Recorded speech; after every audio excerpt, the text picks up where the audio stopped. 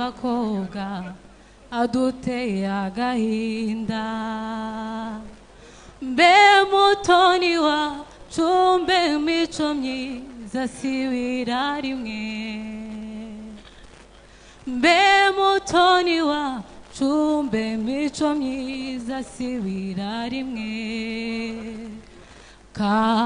karumuna kawe n'abasaza ba ubasigiye nde benyo kukubyara Lorete aziyambaza nde mbe nk'abato bawe watetesheje ubaziziki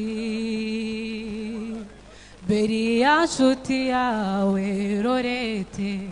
nzamubwira iki nabaza nyina titanti narihe uzamubwira iki nabaza nyina titanti narihe uzamubwira iki